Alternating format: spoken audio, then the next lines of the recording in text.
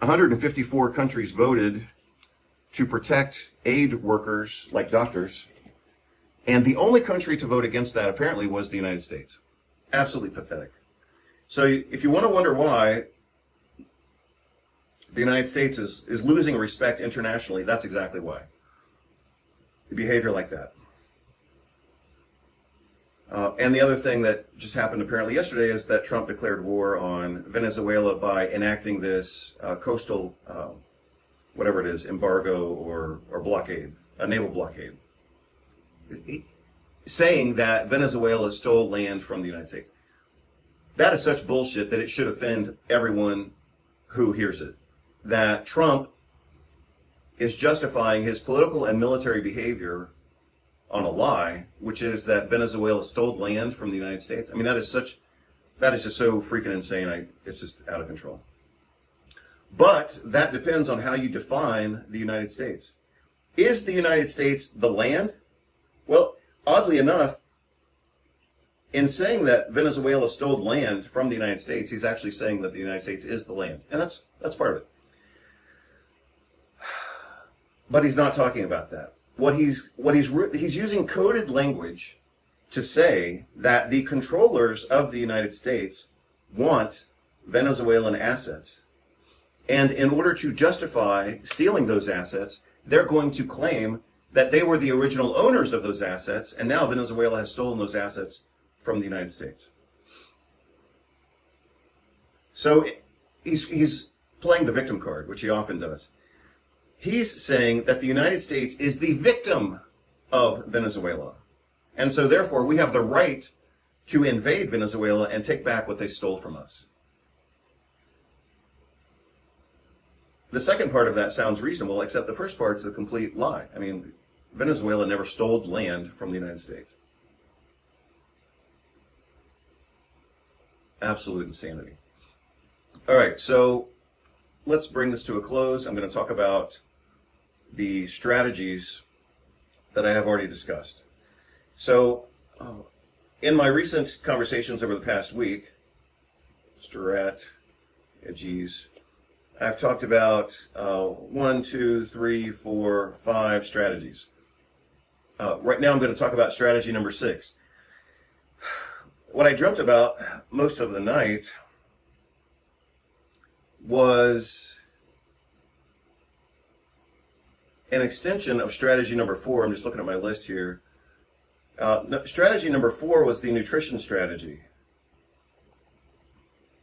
And when I introduced that strategy, I specifically talked about the tryptophan kynurenine pathway. And apparently that's what I was dreaming about off and on last night. So, I'm looking at my list that I wrote down this morning. Yeah, so I don't really see, I mean, this kynurenine pathway can be activated or deactivated by every one of these other components.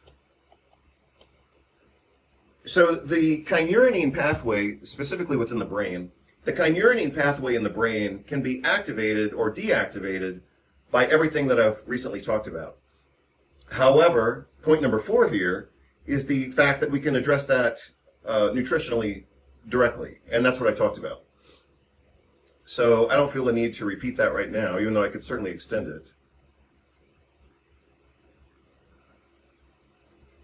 So, you know, if you watch my videos and if you actually write down a few things that I say, then you would already have this list, at least up to number 5, which is a little bit of an extension of number 6 that I'm going to talk about right now, and also an extension of number 1, which I already talked about. So let me just, what I'll do right now, or maybe I'll do it right here. I think I'll do it here, but I'll just change colors. So this scribbly word right here is strategies. I'll try to write it out a little more clearly. Let's see, means motivation modeling. How could we recreate the Italian Renaissance? Means motivation modeling, obviously. So the modeling part of that is what I would call secondary excellence. If you see something that's excellent and you want to recreate it or you want to better it, you are benefiting secondarily from the excellence that someone else already provided. And it's inspiring you to be excellent. The opposite of that is also true. And I've thought about this. I've had to think about this based on observing society the way that it is now. What the Renaissance embodied for people was secondary excellence. People saw art. They were inspired by art. They wanted to compete with it. They wanted to be better. They wanted to move up the ladder of human achievement and human perfection, so to speak. But the opposite of that is also true when we are surrounded by psychopaths and when psychopathic behavior dominates the news. That's what I call, I don't know if anybody else has ever said this, but I came up with it myself independently. That's secondary psychopathy. And that is what we see globally these days. If you look at the United States, this has been in Latin America for a long time. But the paradox is that Latin America now is actually more stable than the United States. So now you're starting to see it in the United States. But what you see, if you look at American society, is you see the increased prevalence of secondary psychopathic behavior. So you can take it or leave it. You can look it up. You can examine that idea. But I'm just going to leave you with that idea because I don't want to explain it any more than I already have. If it is obvious to you, then you understand it. If it's not obvious to you, then you can either ignore it or you can look it up. But I want you to think about what should be obvious. When we are dominated by globalist billionaire psychopaths, that's going to create a society of psychopaths. If we were surrounded by artists and philosophers and great musicians, then we would ourselves also want to follow their example. So hope you're all doing well. That's an hour and 20 minutes of me talking spontaneously. My throat almost gave out in the middle of that, or not at the middle, but at the very end. So I'll leave it there and hope you're all doing well. I'm going to turn off this screen. And now I'm going to turn off this screen. Hope you're all doing well. Take care. Bye.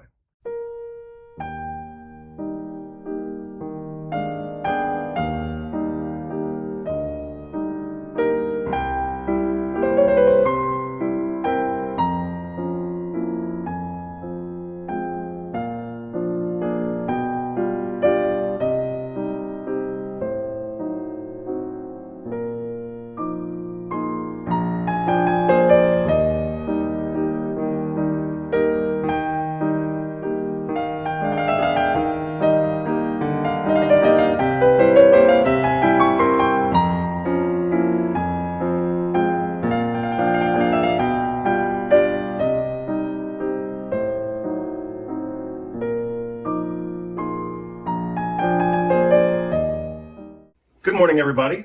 Hope you're all doing well this morning. Today is my day to not make a video, so of course here I am making a video.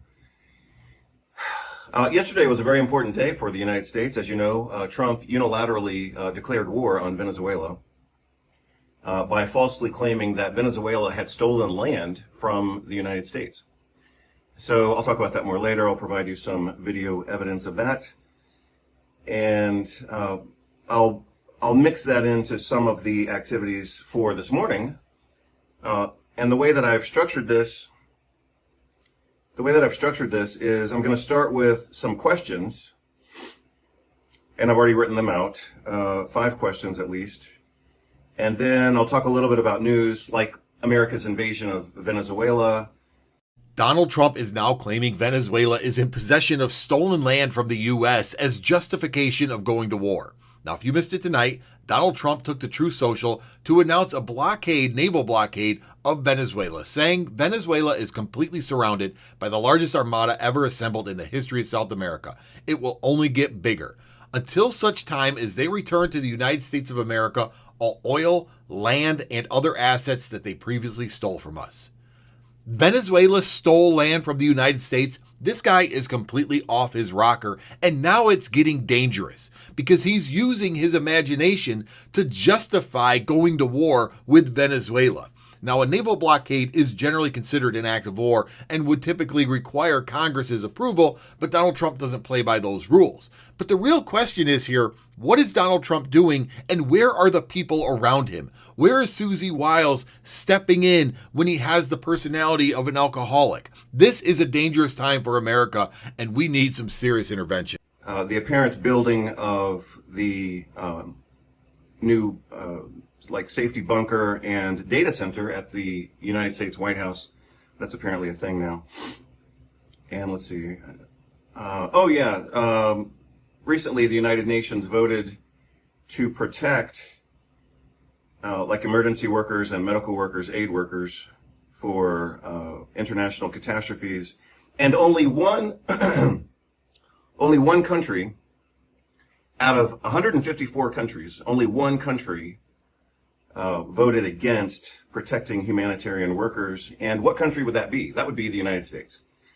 So you'll see that I blend that into one of my questions that I'll go through as an exercise here in just a moment. So anyway, we're going to go through a few questions. We'll talk about news, and then I'm going to go back to talking about protective strategies. And today I'm going to talk about strategy number 6. So if you've seen my recent videos, then you will have seen the other strategies that I've already mentioned. And so today I'm going to specifically talk about strategy number 6, and I'm going to blend that into some of my other recent conversations. So the United Nations just passed a vote, 153-1, to protect humanitarian workers around the globe and ensure their safety and security. The one country that didn't vote for it was the United States. Some of those recent conversations probably pissed off some of you, and that's okay, because if a person gets pissed off just because I say, hey, the United States is going down the toilet, Trump is now rapidly progressing to dementia, and that's making his narcissism worse, and he's totally unhinged. If me saying that upsets some of you, then that's okay. But at least I'm dealing with reality. And that is the reality of the situation. Trump is unhinged, out of control, and he has surrounded himself with people who enable his insanity. So remember what I said last year when I wrote that book, which you can download for free. The name of the book is Administrative Anarchy in American Academia. One of the things that I discussed in that book is that corruption, at least in that setting of talking about academia, corruption is an ecosystem. Corruption, large-scale, big corruption, isn't just one person who's unhinged and insane. That's not corruption. That's an isolated event. But for corruption to take on a national scale or a global scale, it has to be an ecosystem. And what you see in the United States right now is that we have an isolated kind of nodule, so to speak, almost like a tumor, of kind of psychopathic people who have created their own psychopathic infrastructure and their own psychopathic micro environment, like a tumor micro environment. I never thought of it that way, but that's basically what it is. So basically what we have in the United States is this tumor micro environment of psychopaths, and they are completely misdirecting the country. And for those of you who are about to stop the video because you can't handle that, I'll go into one of my questions, which I was going to ask anyway. So let's see. So here's question number 4 on my list for the day. I guess we'll get into it right now. These don't have to be in any particular order. So let's see. Let me write this down, because I'll give you the question and the answer right now. Whereas my original idea was to go through the questions and then come back for the answers. But let's do one of these right now, even though it's number 4. So I'll call it number 1, even though on my other list it's number 4. My question for you, my question is, let me get back to the center of the camera here. My question is for you, what is a country? Or you could say nation. What is a country? What is a nation? What is the United States? So this is something that I learned from Noam Chomsky about 30 years ago.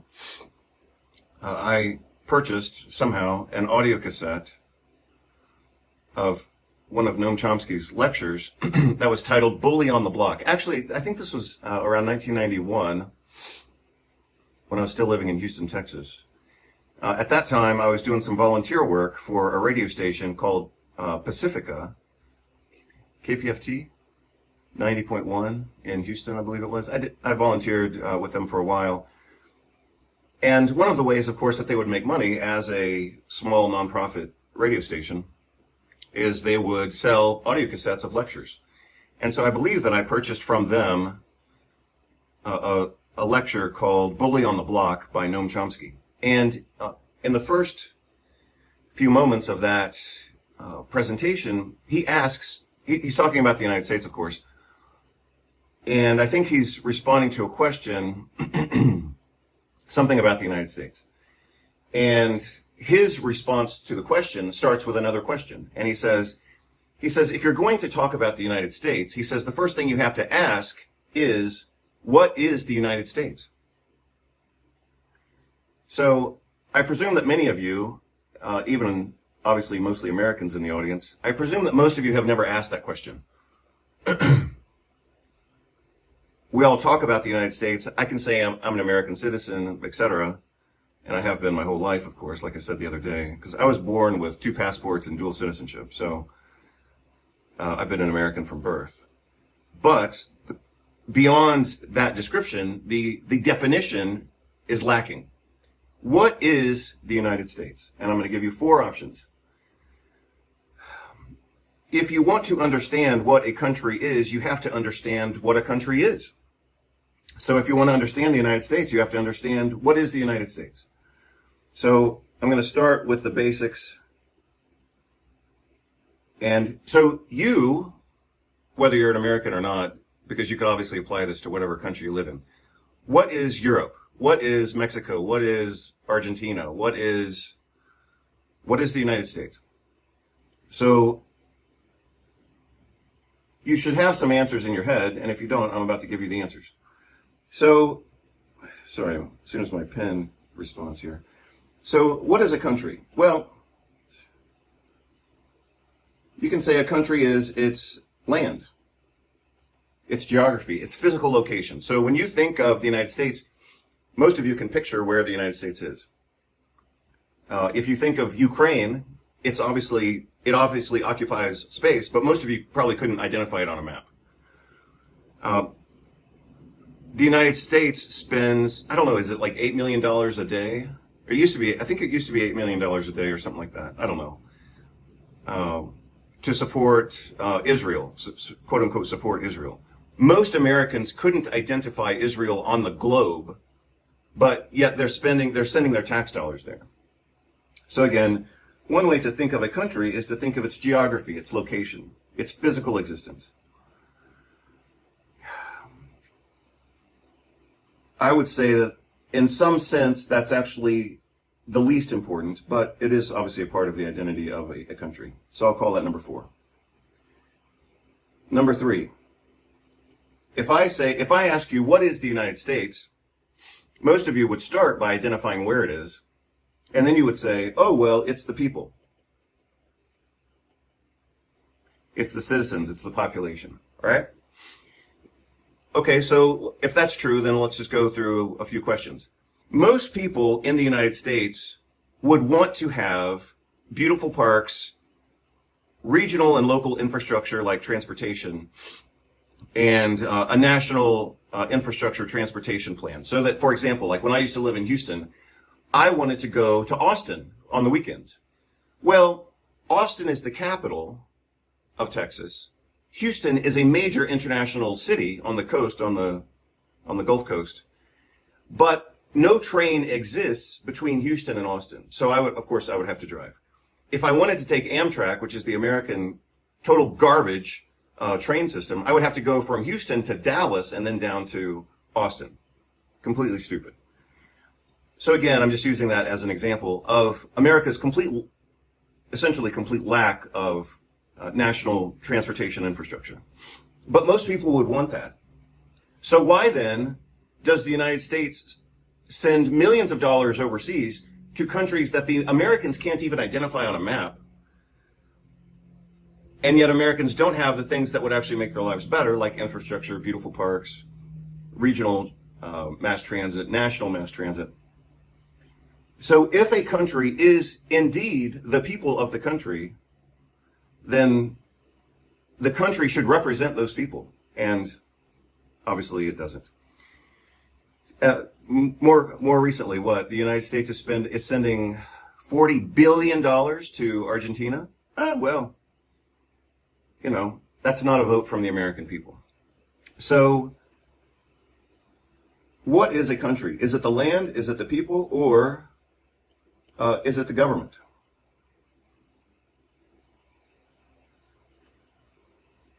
Well, theoretically, your government comes from the people. But does the American government actually represent the people in the way that the people actually would want to be represented? I mean, you could either argue yes or no. I would say no, because it certainly doesn't represent me. But maybe for some of you, you feel like you're well represented by your government. I would feel like that's a pretty sad state to be in, but maybe for some of you it works. The way that Noam Chomsky ultimately answered this question, so he said, I think he only mentioned like number 3 and number 2 on my list, but he said another way of looking at a country is you have to look at who's controlling the country. So I'm just going to say controllers. The way that Chomsky said it, he said you have to look at the men who control the country, the men who run the country. That's what a country is. So look at the United States. The United States just voted against protecting humanitarian workers. Does that represent the will of the people, or does that represent this psychopathic tumor microenvironment of psychopaths that we have in the American government? Last night, I believe it was just last night. I'll provide a link. Last night, Trump basically declared war on Venezuela. Well, a true declaration of war in the United States has to be approved by Congress. And yet, so Trump has totally bypassed America's representative government, the will of the people. No vote was taken on this. But again, because Trump has surrounded himself by this psychopathic microenvironment, he's a one-man country. That's what the United States has come down to right now. The personality of the United States for the past 10 months has been defined by one person. One person. And that goes back, of course, to what I said last year, before any of this happened, which is government level, global level psychopathy and corruption is always an ecosystem, even if it's a micro ecosystem. So again, what we have is like a tumor microenvironment that's putting the stability of the entire country at risk. So I'm sure that a lot of people have commented on this overnight because it just happened yesterday, and so I started seeing a few news clips about it. But again, going back to this question, what is a country? How can you understand the United States right now? Is the United States, is the essence or the character or the personality of the United States right now defined by the land? No. Defined by the people? No. Defined even by its own government? No. It's the personality and direction of the United States right now is defined by literally one person, the personality of one person. So that was one question, and I obviously just gave you the answer. Let's see, let me make sure that I covered everything. So what is a country? Land, people, government, or the controllers? Yeah, and like I said, I don't think Americans would not vote right now to invade Venezuela. So why is the United States invading Venezuela? I mean, this is totally insane. So the whole thing was, trumped up, literally, by Trump, who said that Venezuela was responsible for importing drugs into the United States. Well, it was only 7% of the drug trade anyway, so it was only ever minor. And so he murdered people. He, apparently, according to what's been said, he ordered the killing of these people in international waters, claiming they were drug traffickers, this is just political racism, basically. It's political racism with a material motive. But he killed these Latino people in international waters, claiming they were drug traffickers. Well, they were just on little fishing boats, most of them. And so they couldn't even have possibly had enough fuel to get to the United States, let alone traffic drugs of any importance. So, I mean, this is just all bullshit.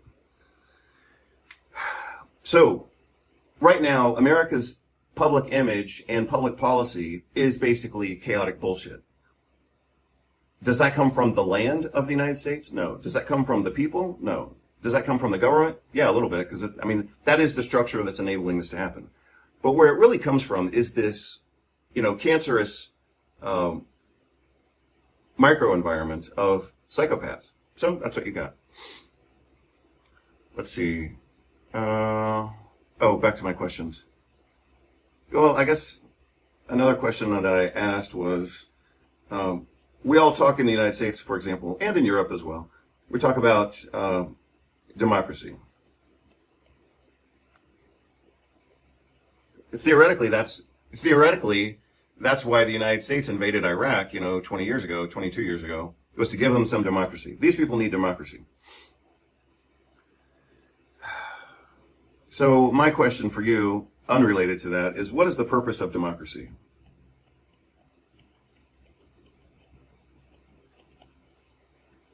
I'm going to let you think about that.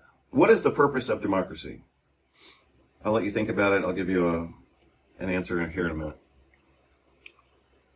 What's the purpose of democracy? Oh yeah, so these are easy. I want you to name, as soon as my pen, I hate this thing sometimes. Name 5 billionaire or globalist. And so what I mean by millionaire isn't necessarily how much money they have, it's their level of influence. So globalists and billionaires are somewhat interchangeable. So name 5 billionaires or 5 globalists who are, I want to use the word misanthropists, but I'll put psychopaths. And further, my further definition of this is they have global reach, certainly national reach. Let's say an entire nation like the United States or the entire globe. Globalist national reach, and they cause major damage. And that could be like a concrete example of damage, or it could simply be chaos. So I want you to think about this, seriously. We'll do it right now. I want you to think of 5 globalist psychopaths who could make the world better, but are actually causing damage to the world. Well, I'll let you can figure it out. Maybe I'll type it out, but I mean, this is pretty easy. I mean, you could probably name 10 if you've been paying attention to the news. I mean, I don't even know if I could name 10, but with a little bit of work, I could name 10. I could probably name 5 right now. Right? So could you. Because it's in the news every day, even if you don't want to watch the news. So name 5 billionaire or globalist psychopaths who are actively causing damage and chaos in the world. Now, number 4. I want you to name 5 billionaires or globalists who are actually benefiting the world through art, science, maybe. That could be any type of science. It doesn't have to be medicine. It could be engineering or physics or whatever. Art, science, or just how about behavior? How about ethical behavior?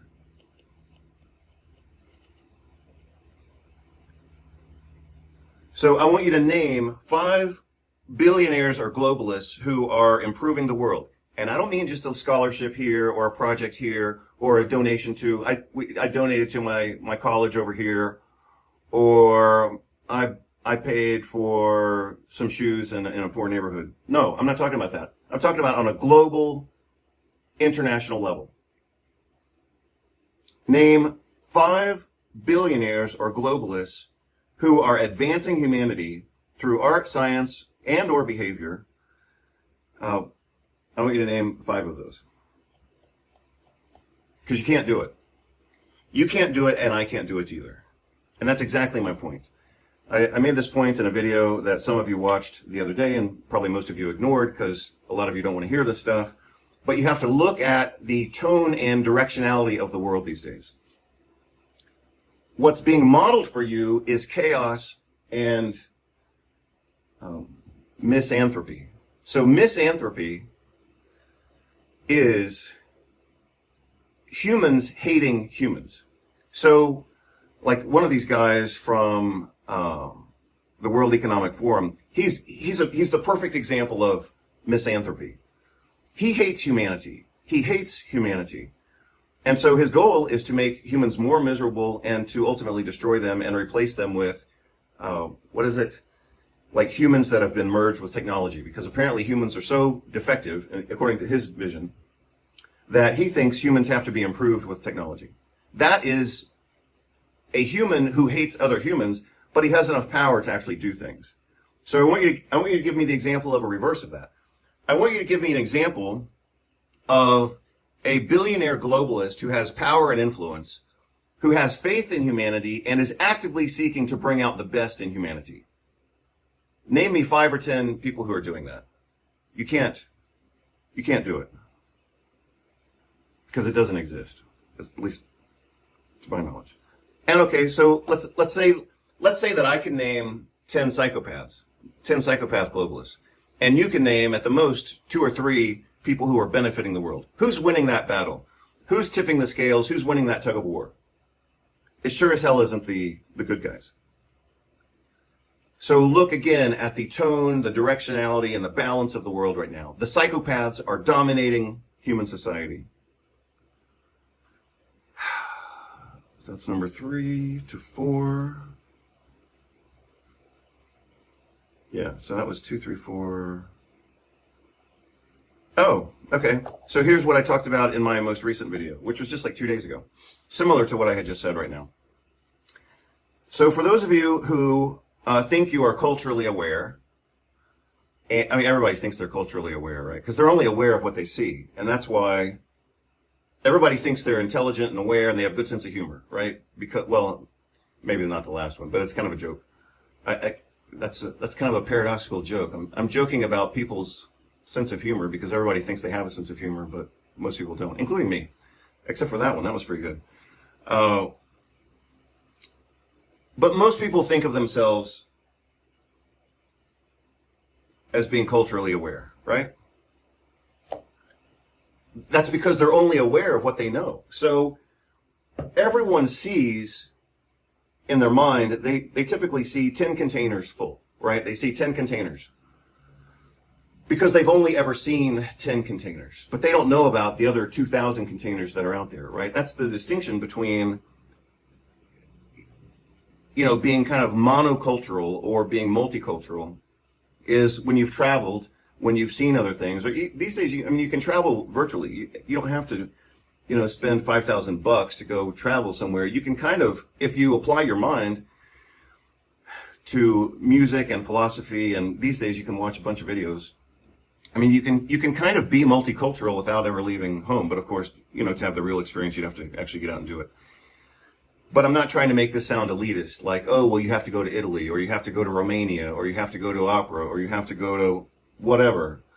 I mean, a lot of these things, it's a mental exercise. I mean, and the reverse is also true. A person can go to Italy, a person can go to Paris, a person can go to Amsterdam or whatever, and just be a complete idiot, and they don't learn or they don't advance from that experience, So I am saying both of those at the same time. You can be multicultural mentally, which is where multiculturalism would exist anyway. You can be multicultural in your mind, and you don't have to be like a physical world traveler. You can apply your mind, right? And the reverse is also true. You can be an international world traveler and come home a complete idiot. Believe me, I have known plenty of people who have done that. Oh, so we're on question number 5 right now. Question number 5, and then I'm going to drink some coffee because I haven't eaten breakfast yet. Even though I did some exercise. That's a different discussion, of course. So the way that I try to do exercise is, it's a bit intense, but I try to burn 20 calories per minute, at least on the machine that I use, 20 calories per minute. So that way I can burn 200 calories in 10 minutes. So that's my new standard. And then I try to do that a couple times a day. And I've already done it once, but I haven't eaten breakfast. So we're on question number 5. Oh yeah. So here's what I started to ask you.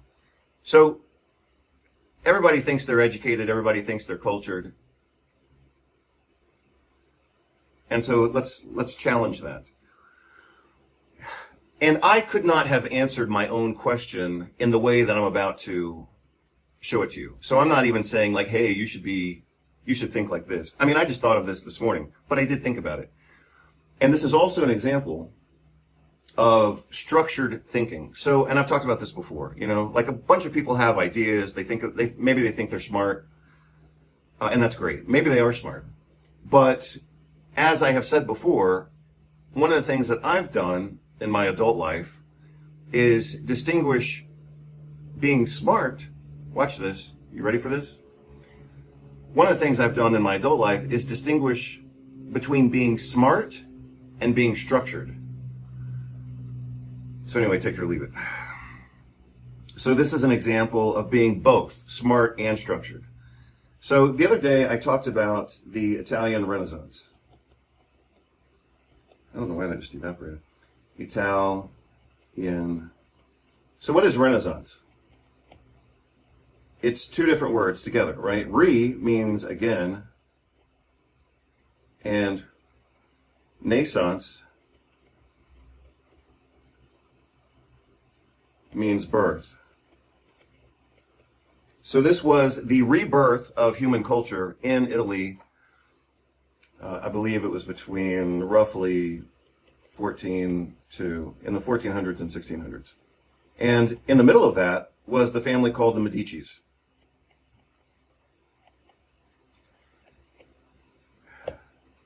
The Medicis did not start the Italian Renaissance, but they personify the Italian Renaissance because they funded it.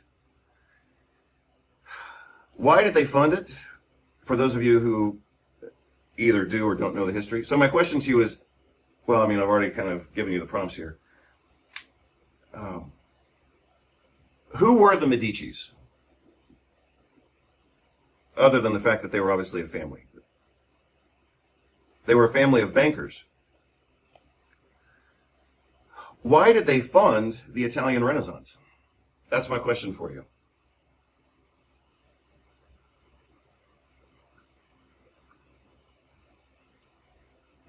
Why did they fund the Italian Renaissance? So this is the last question. We're on question number 5. I'm going to go through this, and then I'm going to go back to talking about the health strategies that I've already started to outline. And this is good. I don't have to get into a lot of biochemistry today, but I could. I mean, I was like dreaming of biochemistry all night last night. It was like I could barely sleep.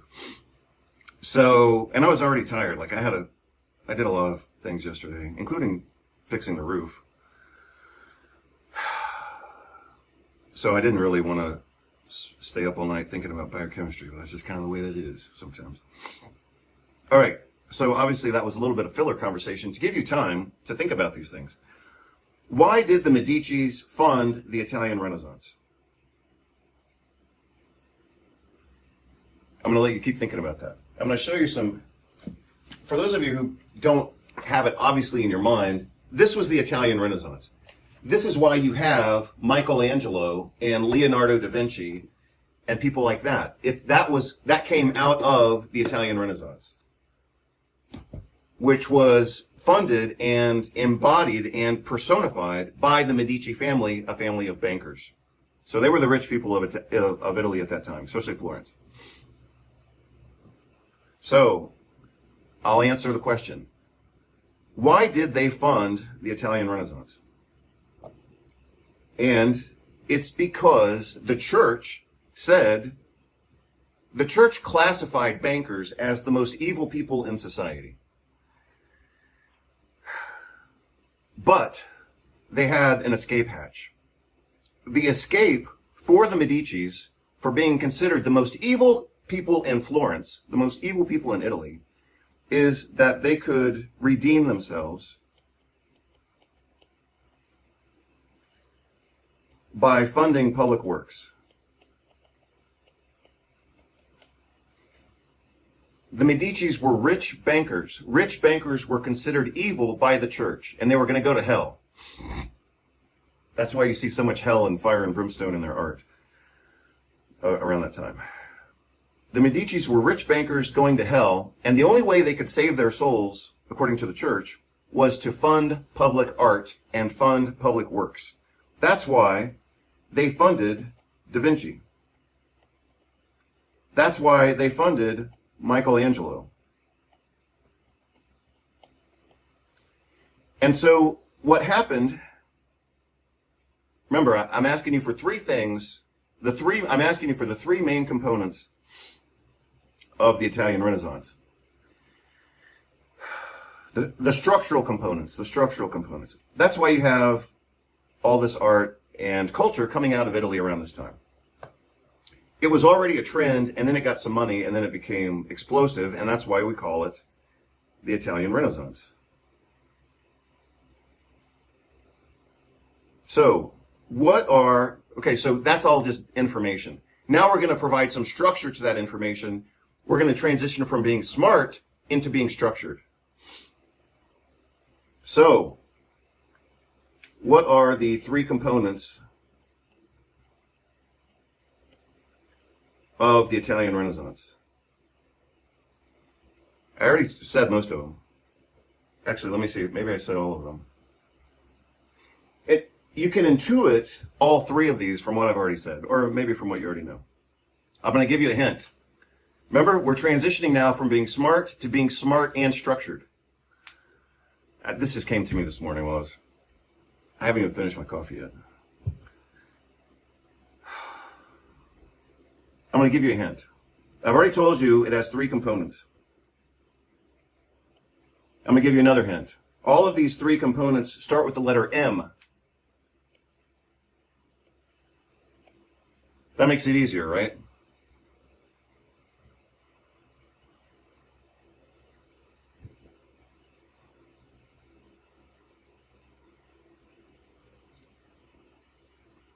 You're going to notice that these three core components are what pushed European culture and especially the Italian Renaissance. You're also going to see that these three components are exactly what is missing from American culture right now.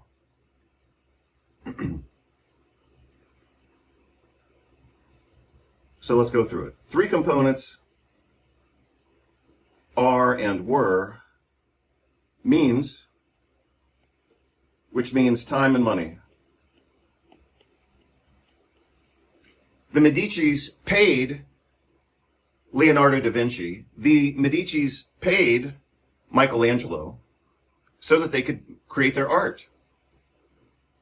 So if you wanted to recreate the American Renaissance or the Italian Renaissance or the human Renaissance, if you wanted to recreate that beauty and culture, you would have to have rich people, or a government, but rich people. I mean, you've got billionaires and millionaires and trillionaires now. So they've got plenty of money. They could provide the means in form of time and some money to create the Renaissance experience.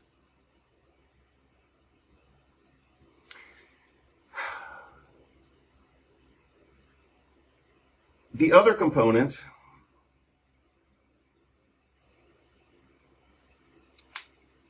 I was trying to see if these go in any type of sequence, but I don't think they do. But obviously this one is first. You have to give people time and money to be creative.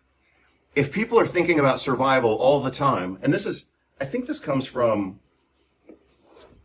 another Italian. I think the idea that, I don't know where it is in this book because I haven't identified the quote yet. But I think that it comes from this guy in this book. The reverse of everything I'm talking about right now would be to keep people stressed out and poor. If you keep people stressed out and poor, you're not going to have a creative culture.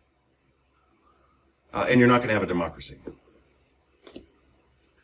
And that's exactly why the United States has not increased its minimum wage in like 20 or 30 years. It's to keep people poor so that democracy basically just becomes a word that doesn't have any meaning. And that's where we are right now. Americans are not voting to send $40 billion to Argentina right now. Americans are not voting to send billions of dollars to Israel. They can't even find it on a map. And the American people are not voting to go to war with Venezuela right now. So democracy in the United States is just bullshit. Americans didn't vote to be locked down, quarantined, and receive mandatory vaccinations. So that's just the truth of it. Going back to the Italian Renaissance. Here we are, Italian Renaissance. Beautiful art, science, culture, literature. One of the periods of great, one of the periods of great advancement for human society, including I think it's called the Vitruvian Man. It's called the universal genius, but the man of virtue, I believe, is what that represents. I'll show you a better picture of it, but there, you're looking at it right now. Let's see. So what are the three components to the Renaissance of humanity, or the rebirth of humanity? Means, here it is, modeling. So one of the things that happened in Renaissance Italy is that basically it was a competition. But a competition, not like a cutthroat football game of competition, but a competition as to see who could be the best. You could see this, if you wanted to, you could see this as an extension of the Hegelian dialectic. The true a lot of bullshit gets said about the Hegelian dialectic. That's why I'm mentioning it right now. So the Hegelian dialectic is idea, improvement, synthesis, or new idea. At that point, the new idea gets improved, and then you go higher. So that is the Hegelian dialectic. I mean, the way that people have misinterpreted the Hegelian dialectic is just totally absurd. Totally absurd. That's why I did a video on it a few years ago. The Hegelian dialectic is idea, improvement, synthesis. The new synthesis, or the new standard, then gets improved upon. So, idea, improvement, synthesis. The synthesis is now the idea, or ideal, and then you improve it.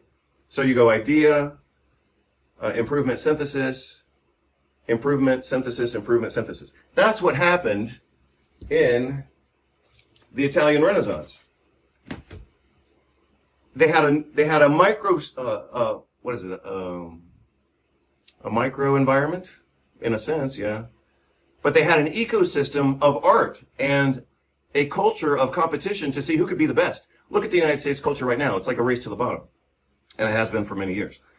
But imagine a society that's competing to be the best, competing to be the most disciplined, the most clear, the most organized, the cleanest. I mean, look at what's going on in the U.S. and it's the exact opposite. I'm sure some of you saw, and probably already forgot, I don't even know if I saw it. I saw parts of it. A video documentary many years ago called Idiocracy, talking about how the United States was just becoming completely stupid and dumbed down. Well, I mean, that applies globally, so it's not just the U.S. Believe me, I saw plenty of it in Spain. But imagine the reverse of that. Imagine any society on the globe competing to be the best in poetry, music, art, whatever else. So, three components to the Renaissance of humanity are means, time, and money. And I guess you would have to say, with time and money, you also get a little bit of leisure to allow for reflection and refinement.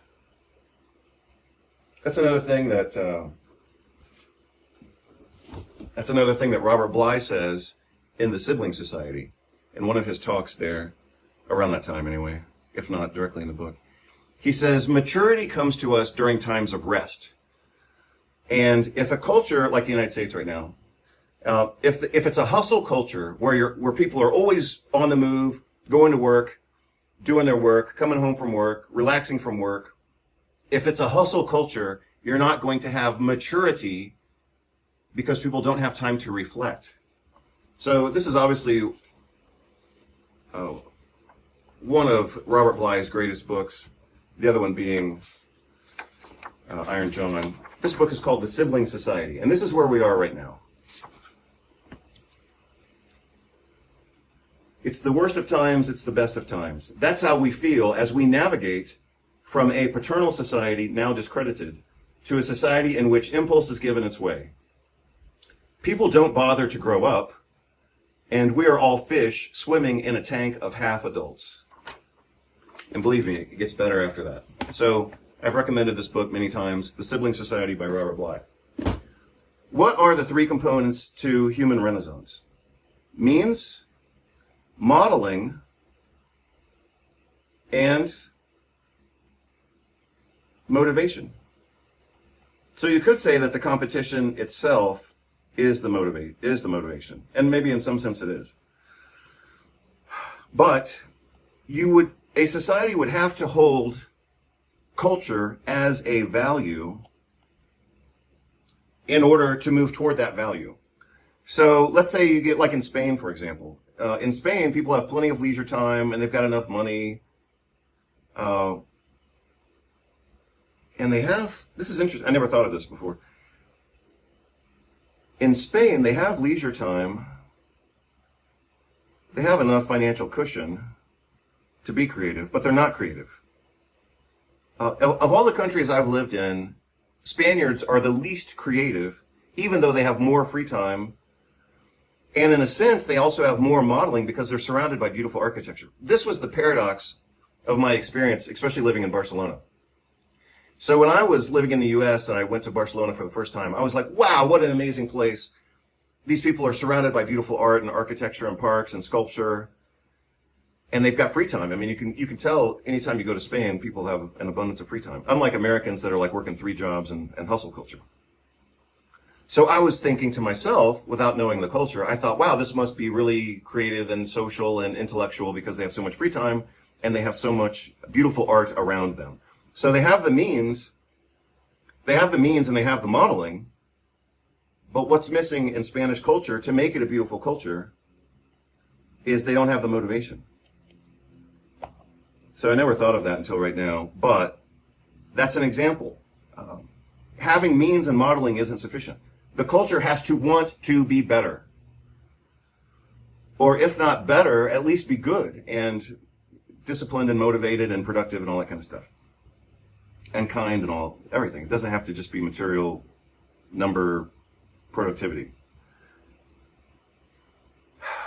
So those are the 3 components of cultural maintenance and renaissance. Human culture. To exist and to advance. To exist, maintain, and advance has to have at least 3 components. 1, the means, which is basically money and time. You have to have the modeling because none of us can create culture independent from the rest of humanity and the culture. So we have to see something and say, wow, I like that.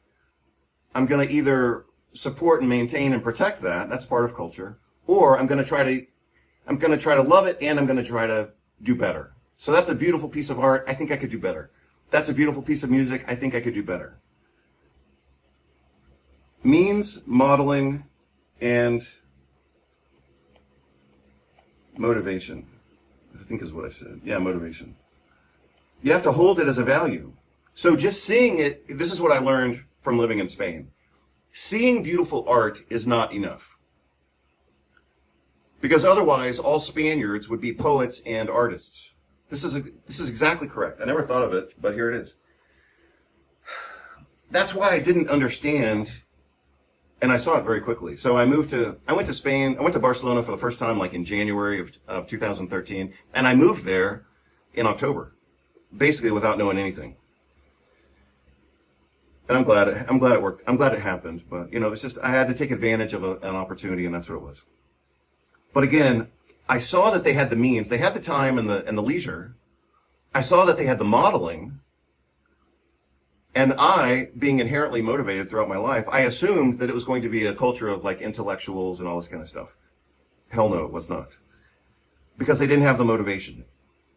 What I interpreted from my experience of observing Spaniards is they had so much art and culture around them, they didn't have a need to embody it. And they didn't really value it. They just kind of assumed, oh, well, life is beautiful. But they themselves, as a living population right now, weren't protecting their own culture. And I stand by that. So, people have to have the means. That's where the billionaire class comes in. This is where the billionaires and the globalists should be funding schools, trade schools, artists, things like that, on a big scale. I'm not just talking about getting a tax write-off over here. I'm talking about on a big scale. What else? Modeling. You have to be able, it has to be a critical mass. I guess that's another thing I could say. You have to see it. It has to be part of the society. So again, I could be born into a society that already has some beauty to it. And I could say, hey, I see that as beautiful, I value it, and I want to make it better. That would be transitioning from modeling, which would have already required some means before that. So this is a sequence. You have to have a society has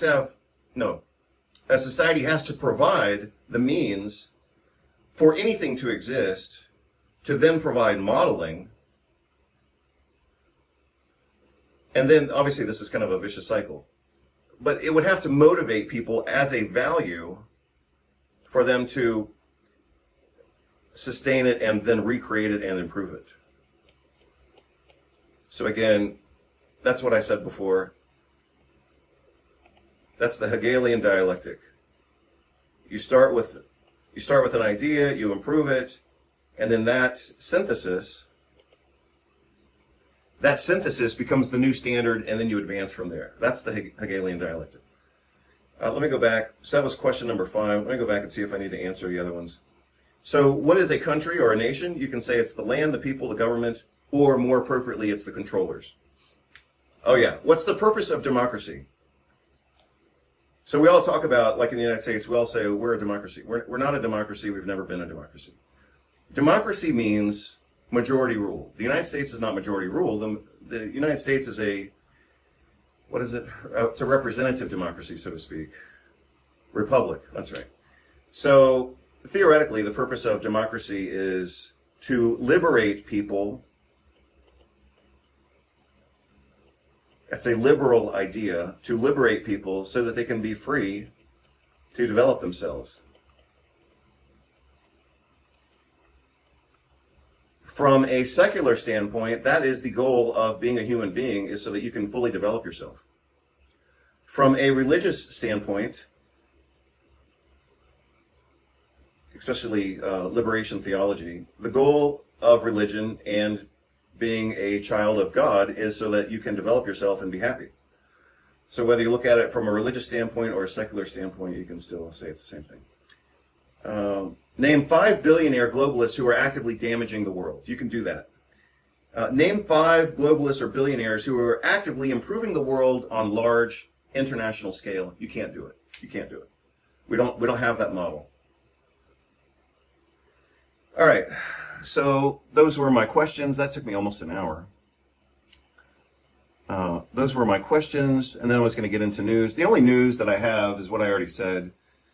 154 countries voted to protect aid workers like doctors, and the only country to vote against that apparently was the United States. Absolutely pathetic. So if you want to wonder why the United States is losing respect internationally, that's exactly why. The behavior like that. And the other thing that just happened apparently yesterday is that Trump declared war on Venezuela by enacting this coastal, whatever it is, embargo or blockade, a naval blockade, saying that Venezuela stole land from the United States. That is such bullshit that it should offend everyone who hears it. That Trump is justifying his political and military behavior on a lie, which is that Venezuela stole land from the United States. I mean, that is just so freaking insane. It's just out of control. But that depends on how you define the United States. Is the United States the land? Well, oddly enough, in saying that Venezuela stole land from the United States, he's actually saying that the United States is the land. And that's part of it. But he's not talking about that. He's using coded language to say that the controllers of the United States want Venezuelan assets. And in order to justify stealing those assets, they're going to claim that they were the original owners of those assets, and now Venezuela has stolen those assets from the United States. So he's playing the victim card, which he often does. He's saying that the United States is the victim of Venezuela. And so therefore we have the right to invade Venezuela and take back what they stole from us. The second part of that sounds reasonable, except the first part's a complete lie. I mean, Venezuela never stole land from the United States. Absolute insanity. All right, so let's bring this to a close. I'm going to talk about the strategies that I have already discussed. So, in my recent conversations over the past week, I've talked about 1, 2, 3, 4, 5 strategies. Right now I'm going to talk about strategy number 6. What I dreamt about most of the night was an extension of strategy number 4. I'm just looking at my list here. Strategy number 4 was the nutrition strategy. And when I introduced that strategy, I specifically talked about the tryptophan kynurenine pathway. And apparently that's what I was dreaming about off and on last night. So, I'm looking at my list that I wrote down this morning. Yeah, so I don't really see, I mean, this kynurenine pathway can be activated or deactivated by every one of these other components. So the kynurenine pathway, specifically within the brain, the kynurenine pathway in the brain can be activated or deactivated by everything that I've recently talked about. However, point number 4 here is the fact that we can address that nutritionally directly, and that's what I talked about. So I don't feel the need to repeat that right now, even though I could certainly extend it. So, you know, if you watch my videos and if you actually write down a few things that I say, then you would already have this list, at least up to number 5. Which is a little bit of an extension of number 6 that I'm going to talk about right now, and also an extension of number 1, which I already talked about. So let me just, what I'll do right now, or maybe I'll do it right here. I think I'll do it here, but I'll just change colors. So this scribbly word right here is strategies. I'll try to write it out a little more clearly.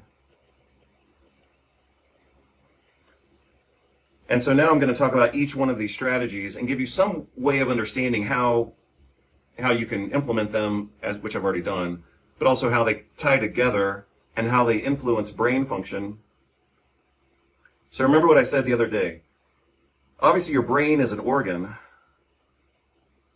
but the purpose of your brain, other than vegetative functions like breathing and basic movement, the purpose of your brain is your mind. So in that conversation, I differentiated partly between neurotoxicity and neuroinflammation, which I've already talked about. For example, very clearly, I've talked about that with regard to migraine, fibromyalgia, and autism. So what I spontaneously did the other day is differentiate between neurotoxic, which is something that actually damages the brain and changes its function, and what we see a lot of these days, which is psychotoxic, which is damaging the mind, independent from the brain. Okay, so let me just go through the list and I'll bring a close to this video as soon as I can, because we're already at an hour by now. So maybe I'll change colors one more time. We'll go to green if we can. So let's talk about 6 strategies. 6 strategies are, you have to create